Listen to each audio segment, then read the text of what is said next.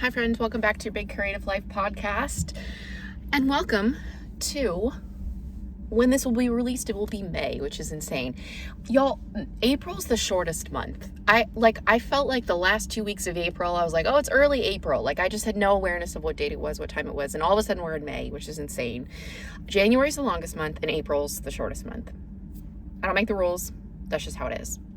But yeah, okay, this episode, we're going to talk about AI.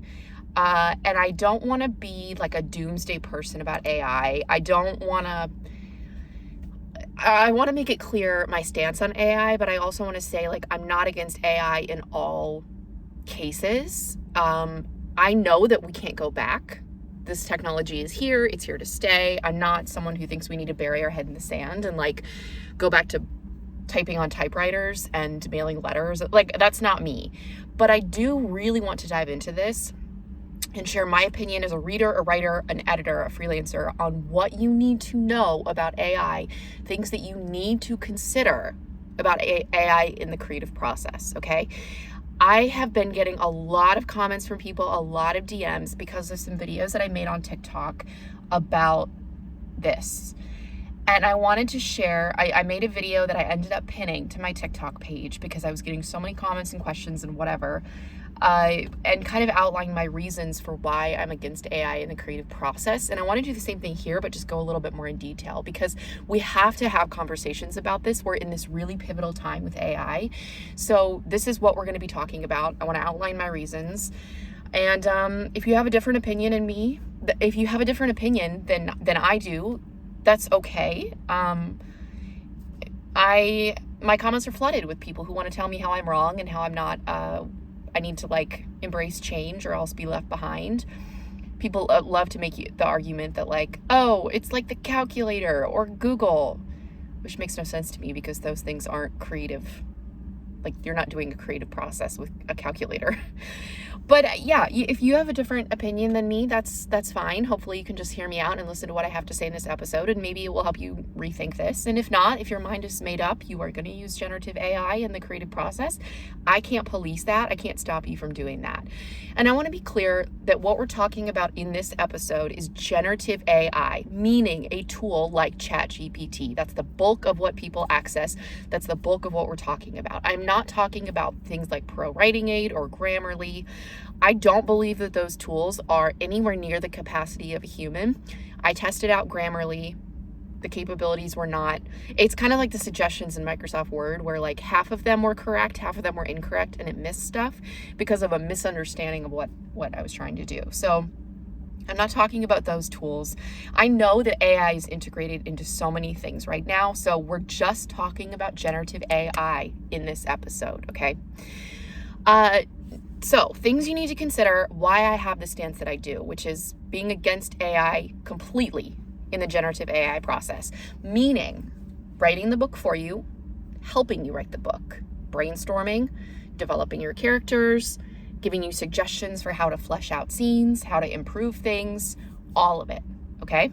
Number one, if you want to query to find an agent, or you want to submit your work to some small presses, some medium presses, if you don't have an agent, you need to proceed with caution because there are more and more agents and presses who are making it very clear in their submission guidelines, in their contracts, that they do not want any AI-assisted work. This is not just, oh, we don't want an AI written manuscript. This is, did you use AI in the character development process, in the brainstorming process, in the finish this scene for me process? Like, and you have to look at individual agents and presses to see what their specific guidelines are. I can't answer like, is this okay? Is this okay? Because it's going to vary. You need to look into that yourself. I can't give you permission or if I think those are okay. I've heard from people who are querying right now in the trenches that agents are asking about this before you submit. So if you are using AI in the creative process, generative AI, remember, I'm gonna just say AI in this episode, but just know like I'm talking about generative AI specifically because I don't want to have to keep saying generative AI. You're shooting yourself in the foot and you are severely limiting the options for sending your book out. Publishers, traditional publishers, are also putting things into their contracts. I'm hearing from people about this, that they don't want any AI assisted works. So you need to keep that in mind. Number 2, you cannot copyright your work. Meaning, if AI wrote your work or assisted and wrote some of your work, you cannot copyright the portions that AI did for you.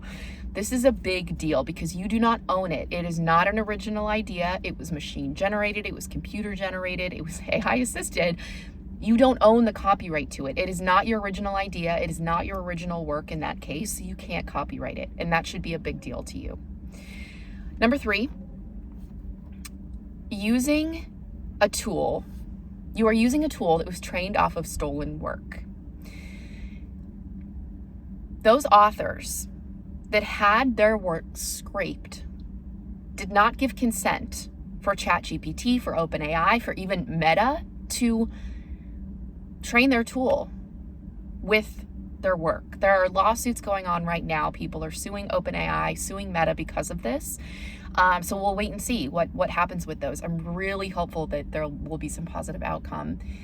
But it's frustrating to me that authors who want to be aspiring authors, meaning they're not yet published, they're not yet writing, but they want to be, are using a tool like ChatGPT to help them with their book, a tool that was trained off of stolen work, and then wanting to be part of this author community and join and be in community with people when their book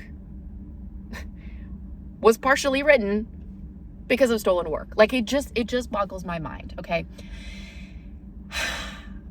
What AI is doing. I'm not going to pretend I'm an expert in AI. I'm not going to pretend I'm an expert in ChatGPT and how it scrapes things, how it spits out information. I'm not. But when you ask ChatGPT for a suggestion, or you want ChatGPT to finish writing a scene for you, or to give you some idea of dialogue, or to write some description for you, whatever it is, when it spits back an answer, it is spitting back an answer that is a cobbled together, copied and pasted kind of version. It's synthesizing all of these other books that it has quote unquote read, because it didn't actually read them, it's a machine, right? It has scraped all of that stuff and spit back out a version that is not original, it's not unique, it's based off all of this stolen work. I just think from an ethical standpoint, I'm not okay with this. I'm not okay with that. If you are a published author and your work has been stolen, like, I don't know how you would be okay with then going to ChatGPT and saying, hey, help me with this. It just defies logic to me. Next up is the need for a writing community.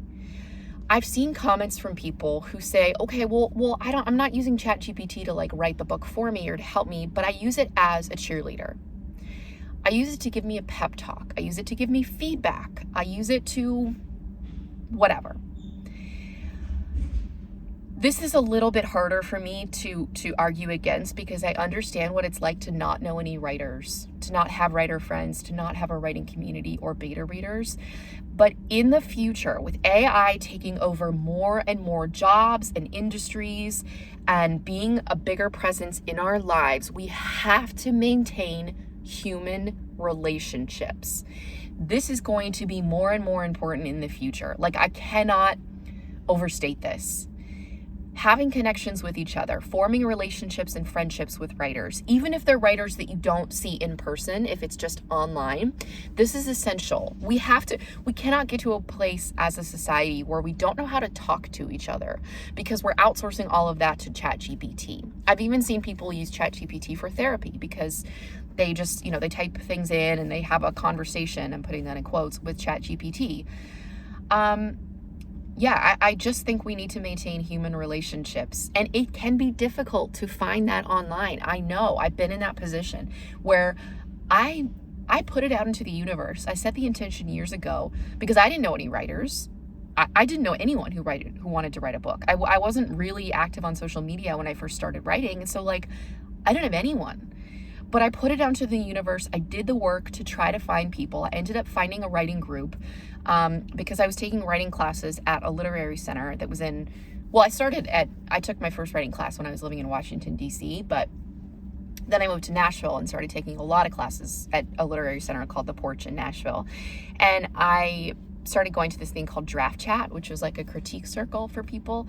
And we would all read each other's work and give feedback. And that was a great experience. But I met someone who was forming a private critique group and invited me to join. And that's how I made my community of people in Nashville who are writers. And that was so valuable for me to have that. We would meet once a month, and yeah, it was vital to have people so that you could beta read and critique and get better as a writer, but also just for support. Like when I was querying, it was really hard, and the writers in that group gave me support. When my book died on submission, the writers in that group were there for me. That's all part of it. So, and even on social media, like I've made connections, I've made writer friends because I'm commenting on their stuff. They're commenting on my stuff. They messaged me, I messaged them. We started chatting. Like, it's hard. I know it's hard to put yourself out there, but this community, the writing community, is incredible. And there are so many people who are in this boat. You're not alone if you're struggling to make connections or find a beta reader or whatever. This is so common that people are struggling with this. So I really think we need to prioritize that in the future when it is going to be easy. Like taking ChatGPT, using ChatGPT is the easy way. It's the easy way to do things, but we're going to have to be more intentional about putting in the work, even though it's uncomfortable, even though it is work, to form those relationships and keep up those relationships with other authors. Okay. Next, as a book editor, I have a policy that I don't edit any AI written works because I don't have number one, I just don't want to support it for ethical reasons. But number two, I don't have any confidence that if someone used ChatGPT to write the book for them or assisted in writing the book, I don't have any confidence that if I were to do a developmental edit and give them feedback on characters, plot, pacing, conflict, etc., that they would know how to implement those changes.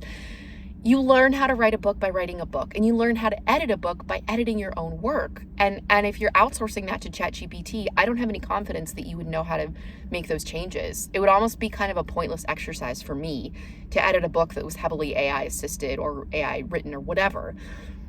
Because what is that person going to do? They're not going to know how to improve those things without ChatGPT. So would they just feed my notes into ChatGPT and then ask ChatGPT to fix it? Like, I'm not confident that they would know. You have to learn the skills of writing. There's this sentiment, I see this all the time in comments where people are like, I just use it because I get stuck. If I'm stuck on something, I use it to help me brainstorm. I use it, like, getting stuck is part of the writing process, y'all. Feeling frustrated, having writer's block, not knowing what to do about something, feeling frustrated with your characters, that's all part of the writing process. It's uncomfortable and it sucks sometimes, but that's just what writing a book is. There's nothing wrong if you're experiencing those things, and it doesn't mean that you need to run to ChatGPT to solve it for you.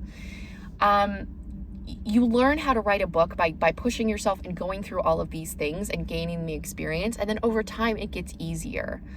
So you have to remember that. You're not learning the skills of writing a book if you're outsourcing that. Next up, so I've talked already about this, that art is human. Art equals human created art, okay? I do not want us to get to a place as a society, a culture where art is just computer generated. I talked a lot about this a couple of weeks ago in our Q&A episode for April because someone asked a question about AI generated art to help them sell their book as an indie author. So there's some overlap there because my answer is this. Like, I don't want us to get to a place where art is just AI generated. It's important for us as a society and culture that we have human generated art, and that includes human written books. Like, so on a moral, on a philosophical, on an artistic level, that is part of why I'm so against generative AI in the process. And I do feel like we are in this really pivotal moment right now where we get to dictate, as readers, as book lovers, as a community, we get to dictate what happens next with AI. Because if publishers get wind of, hey, AI assisted books, AI written books, there's a market for those, then you know that they're going to start churning those out and they're going to not prioritize human authors. So we have the power with our vote, vote. I mean, I'm not even going to get into politics, but we have the power with our dollars, how we're buying books, what kinds of authors we're supporting, to show that we're not going to support this. The last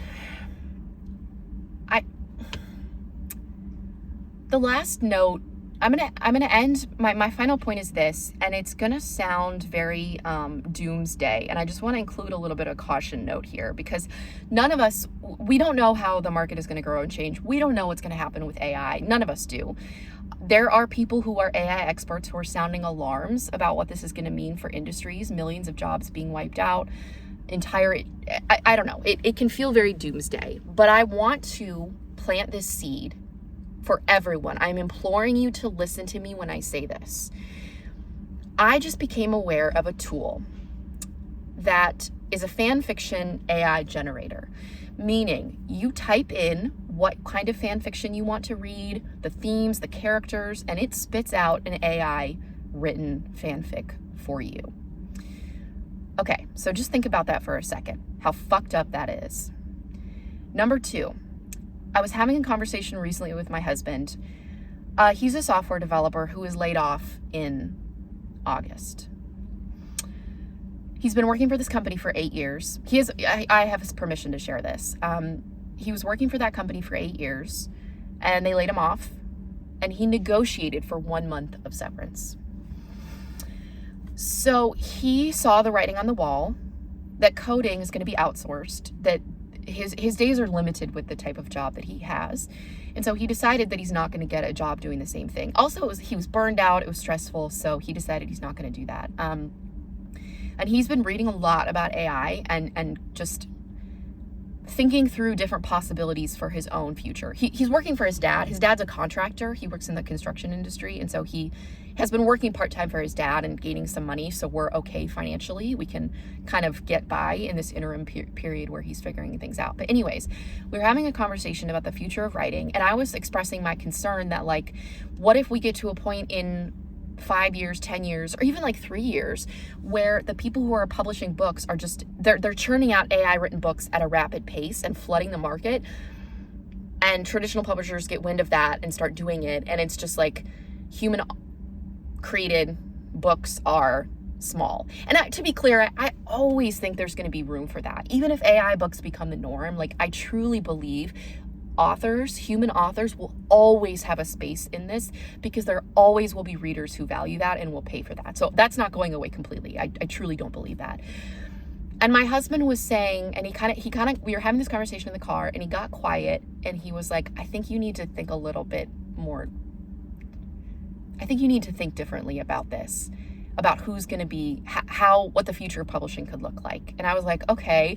And I was talking through different scenarios, and he kept shaking his head, and he's like, no, what if it gets to a point where a lot of readers are fine going to ChatGPT or a tool like it directly, typing in exactly the type of book that they want to read? So let's say they're a romance lover. They want to read a romance novel that's a second chance romance set in a small town with characters like this.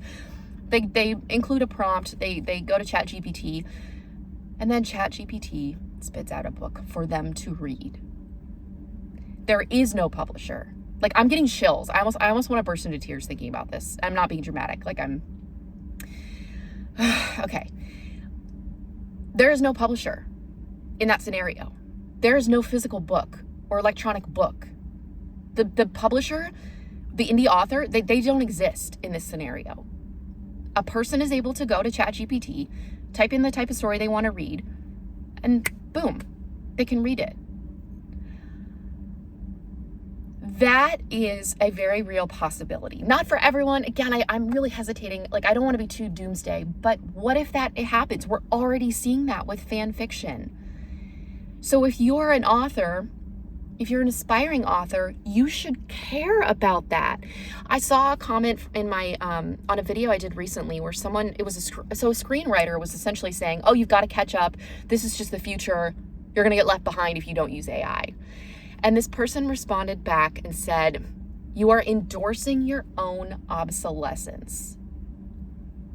And I responded back to them. I was like, oh my God, I love this. Like, it's so fucked up, but it's so true. We don't want to be endorsing our own obsolescence as writers, as creatives. So let that be my final point to you, my plea. If you do not want to see a future where readers are able to just go to ChatGPT, there's no books being published, like, yeah, that's a dramatic, extreme version of it. But if you don't want to see that type of future, why are you endorsing and using AI? You are endorsing your own obsolescence. Oh, I just thought that was such a good way to say it. It was like a gut punch to me. So if you don't want to see that as a future, why are you using a tool that aids in your obsolescence as a creative person? I don't understand. Okay, I just ranted and lectured at you for 20 minutes, but yeah, I just wanted to put all my thoughts in one episode. You are, of course, free to disagree with me. You can see this very differently than I do. I would just reiterate, though, that none of us have a crystal ball. Like, we don't know exactly what's going to happen in the future of publishing, writing, AI. I mean, a more sunny, positive spin on this is that the lawsuits could proceed, OpenAI could get shut down, ChatGPT ceases to exist. And there's a lot of government regulation that prevents this. And if you use AI in any part of the process, you have to put a sticker on your book. Like, there could also be a very rosy kind of version of this where, yes, AI exists, but like it's just this fringe thing that people use and it's not the main focus of publishing. That could also happen. But I just want us to be cautious. Again, I feel like we're in this really pivotal moment right now to dictate how this all unfolds. And I don't want us to be in that doomsday scenario in 5, 10, 30 years. And for anyone who's like, oh, well, how would they know? How do people know if you're using AI? Like, you could just lie about it. If that's you, I want to just say that I believe in karma. I do. And if you are lying to people, saying that you didn't use ChatGPT, OpenAI, generative AI when you did, is that really the energy that you want to be putting out into the world? Deceiving people, essentially being a fraud. Like, is that how you want to start your author career or continue your author career? There's no way to verify for sure, at least there isn't right now. The AI generated, the AI detection tools are not great from what I've heard, but is that the energy that you want to put out into the world? I would hope not. Okay, thank you for sticking with me on this and listening to my lecture. Again, no one knows how this is going to unfold, but this is a really important conversation that we have to have. And ultimately, it's up to you as an author, as a creative, to decide how you want to think about this and if you use it or not going forward, because I can't decide that for you. No one can give you permission or approval. Like, you have to decide if you're going to use it or not, what you think about it. So, all right. Well, thank you for sticking with me on this one. I know it's tough. I know it's heavy, but it's important. So I'll see you next week.